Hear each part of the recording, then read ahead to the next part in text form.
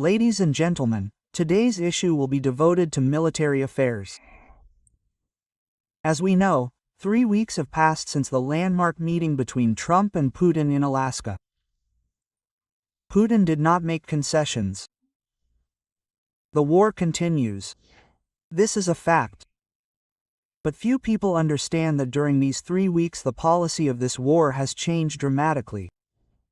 Everything, unfortunately, is returning to normal. All those who were against shaking hands with the aggressor, and supporters of the war to the last Ukrainian, and Trump supporters, and Trump's opponents in America must understand one simple thing that answers many questions of the current day. Putin is not an independent political player. Whether you like it or not, Putin has long been a vassal of China, and the aggression against Ukraine was the result of a direct order from China. Let me remind you that China until recently had 2 vassals, one semi-President Biden and the other President Putin. And both solace received the task from Beijing to weaken the countries that they, by the will of fate, led, Russia and America.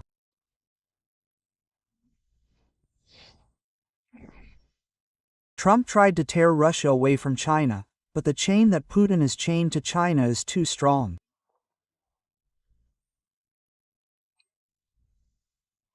Therefore, Trump has no choice but to follow the recommendations of your humble servant since 2022 and pursue a policy aimed at bringing Russia and China even closer together.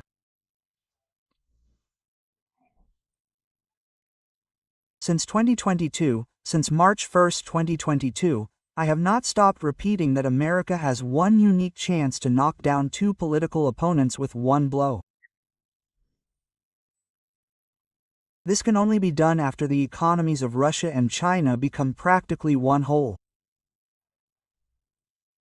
And when this happens, abruptly cut off these countries' access to the American consumer market. This is exactly where things are heading. No flirting with Putin as an independent, but a political leader, has led to anything and will not lead to anything. Yes, theoretically there is a danger that other countries, such as India, for example, will join the pair, Russia, China, which actually happened this week. But in practice, the combined gross economic product of all these 3 countries is less than the economy of the United States of America. And of course, adding the economies of North Korea, Iran and even Eritrea to these countries will not change anything. Trade between the US and Russia and between the US and India is microscopic. Therefore, the loss of the American market will not significantly affect them. But for China, the loss of the American market means the end of the project. Therefore, soon all countries that have somehow linked their fate with China will realize the toxicity of China in this situation. Because when China goes down, it will drag everyone else, all its allies, into the abyss. Therefore, unfortunately, the likelihood of holding a trilateral meeting between Trump, Zelensky and Putin is extremely small if an agreement, at least in general terms, is not reached in advance. This meeting, if it takes place, will be the last step in the process, and not its beginning, as some seem to think. As we know, 3 days after the meeting on Alioski, Zelensky and a group of European leaders bowed to the White House. The disinformation media, the world and the Washington foreign policy establishment are still in a state of panic. Everyone saw on the screens, what exactly happened. Petitioners from distant countries confronted a leader who put America's interests and its money above all else. President Trump's meeting with Zelensky and the leaders of European countries was not a negotiation between equals. It was a summing up. In fact, the new CEO of a corporation called America called European regional managers to tell them that the business model had changed dramatically.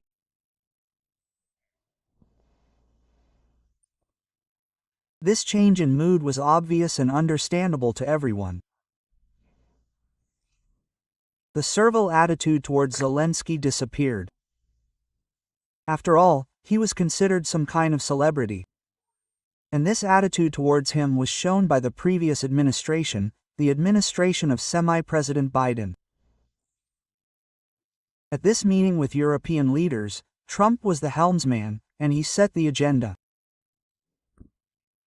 And it was not about some, abstract common goals and values, but about the harsh reality of the U.S. Treasury Department. It was all clear to everyone. The party was over. Zelensky's green t-shirt had lost its magic. Without a bottomless font of American taxpayer money, he was no longer a global hero. He was the leader of a corrupt country struggling to survive and be independent. For the first time, he had to listen, not lecture. Zelensky came for a check and left with a list of demands. As a result, Ukraine faces a dilemma that I have outlined in the past. It is one that countless countries in human history have faced. The dilemma is whether to preserve the territorial integrity of the country or the integrity of the nation. The experience of world history suggests only one correct answer: preserving the nation at any cost.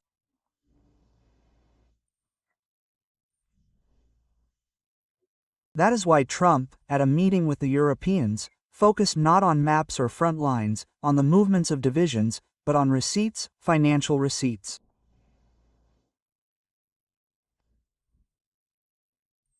He demanded a full, independent, expert audit of more than $200 billion in American aid. Show us the money. This is Trump's new foreign policy doctrine 47. An audit is non-negotiable. This is what scares the left on both sides of the Atlantic. More than any Russian invasion. Of course, this was an ultimatum, not a treaty, on Trump's part. Trump's peace plan is an embodiment of the America First principle. It is not some complicated 102-point plan. It is an ultimatum. Trump essentially declared to Europe, "Dear Europe, the American ATM is officially closed. Your war is no longer financed by our grandchildren. Make a deal or fight with your own money." It is that simple. It is important to understand that an audit is not just a matter of accountability. It is not so much a financial instrument as a political weapon in Trump's hands. A full accounting of where the American money went will inevitably expose the massive bribes and kickbacks that involved DC politicians and their families. I am not talking about the political ones, but the corrupt officials in Ukraine. It is up to the Ukrainians to discuss this issue. But Trump is not just threatening to end the war, he is threatening to expose the criminals who profited from it in America.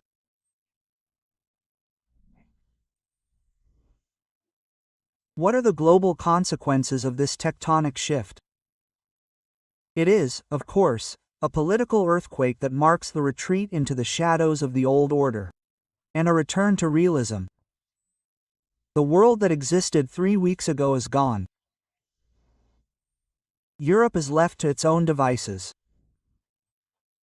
A very significant and alarming silence has descended on Brussels and Berlin. For decades, they have been outsourcing their security to American taxpayers, while lecturing Americans on morality and virtue.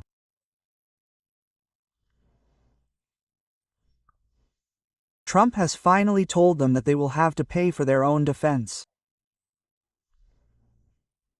The American security umbrella has been lifted from Europe.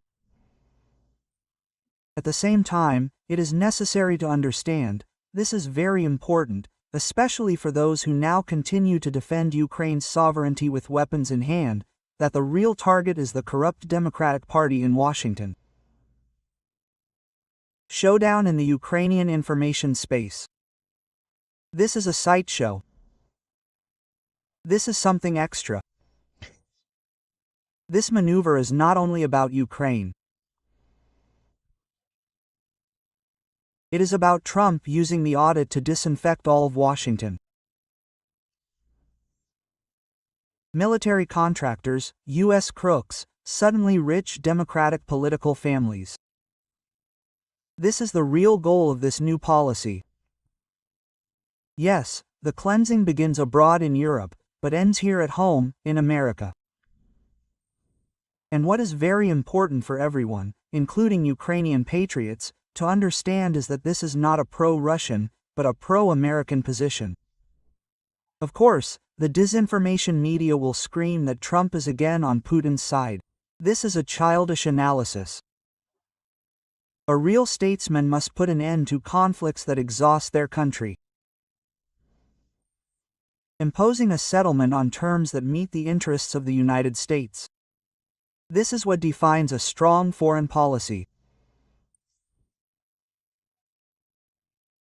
Trump's meeting with the leaders of Europe was such an interim triumph of American sovereignty. It will mark a return to sanity. This meeting replaced the emotional, ideological and catastrophically expensive foreign policy of the past with a clear strategic approach that serves the American people.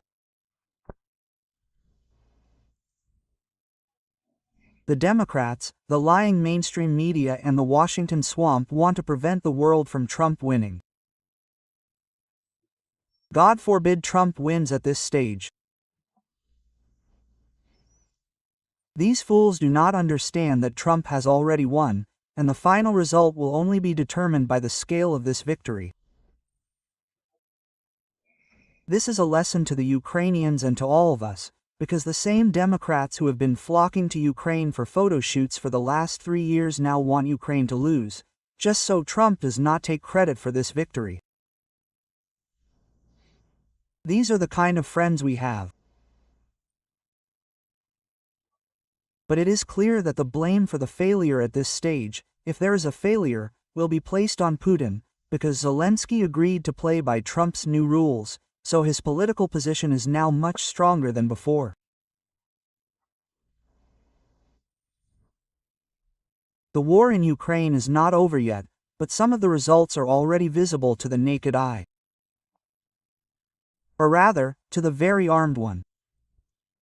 We are talking about Poland, armed to the teeth. The fact is that Poland now has the only truly combat-ready land army in the European Union. And the Poles have done all this in just 3 years, since 1922. How did they manage to do it? The fact is that Poland has caught up with Japan economically. It is now a $1 trillion economy. Compare this to the armies of the European Union countries. Germany has effectively disbanded its army. France maintains symbolic forces, but they are scattered across Africa and are too small to defend Europe. Italy and Spain are unlikely to field 1 or 2 functional divisions that have not fought for a long time. The rest of Europe has small, ineffective garrisons and mostly ceremonial units. Only Poland has created an army that has mass, firepower and the will to fight. And this is no accident. I hope everyone understands that Poland cannot afford to have any illusions about Russia. For Warsaw, containing Russia is not a topic for theoretical seminars. It is a matter of survival. And while Berlin is discussing the rules for purchasing Ukrainian sunflower seeds, and Paris is negotiating the resale of American weapons, Poland has quietly assembled the largest mechanized army in the European Union. Now the Polish army has almost caught up with the Ukrainian army in terms of level and equipment, which, as we know, has been battle-hardened since 1914. What a cruel irony of history. After all, the European Union was created around German industry and French diplomacy. But now the survival of the European Union depends on Polish infantry, American artillery and Ukrainian drones. Brussels does not have a division, Berlin does not have the courage, Paris does not have the numbers. Only Warsaw has the means to wage a land war. If, and this is a big deal, if the armed forces of the European Union, that is, Poland, unite with Ukraine, then no one will be able to resist them, at least in the European theater of military operations. This is the result of the stupid policy of the short-sighted Kremlin nanosphere. Not only is Russia now almost completely surrounded by NATO countries on its western borders, but Europe is now capable of defending itself from Russia not only theoretically, but practically. Is this, well, just saber-rattling? Yes and no. But all of this requires some thought in light of what happened yesterday, Friday, in Washington. Trump yesterday renamed the United States Department of Defense the Department of War. And this is not just some kind of PR move, this is not a PR move at all. This is very serious. The fact is that, starting in the 80s of the last century, the American military has become more interested in how they will look in the eyes of the world's progressive public than in how they can eradicate America's enemies in the toughest and fastest possible way.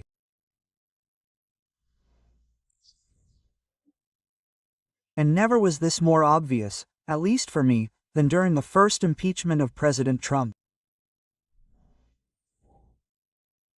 This impeachment was announced by the efforts of Lieutenant Colonel Alexander Vindman, a native of Ukraine.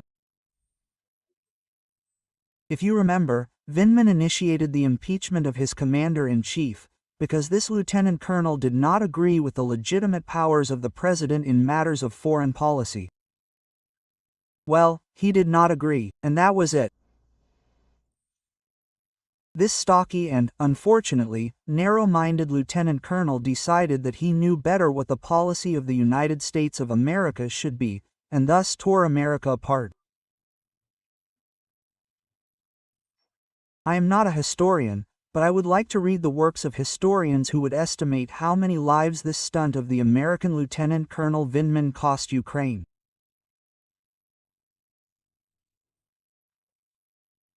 And how many months or years the carnage in eastern Ukraine dragged on. However, Vindman was and remains only a symptom of a much more advanced tumor that exists in the American armed forces. This is a tumor because of which the leaders of the American military department have forgotten who and what they are and what they are for. They are not diplomats, they are not civil servants of some federal agency, they are not politicians, they are warriors, or at least they should be. Their only constitutional purpose is to engage with the enemies of our country and destroy them during that engagement. That's it. The transition from the Department of Defense to the Department of War is a necessary and vital political move, though symbolic, of course. It restores military valor to the American military. He says to our country and to all our adversaries, we've had enough of these Vindmans, enough of these photogenic but useless generals like Milley, enough of these idiotic rules of engagement with lawyers who are just a cover for killing American soldiers.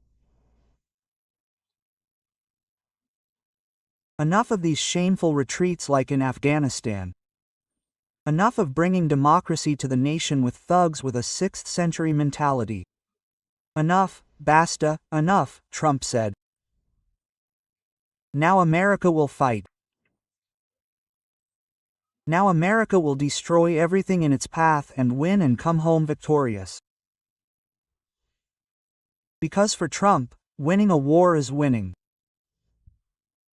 That's why the Department of War is much more important than the Department of Defense. According to Clausewitz, war is the continuation of policy by other means. And Trump's policy is such that you can't envy America's enemies.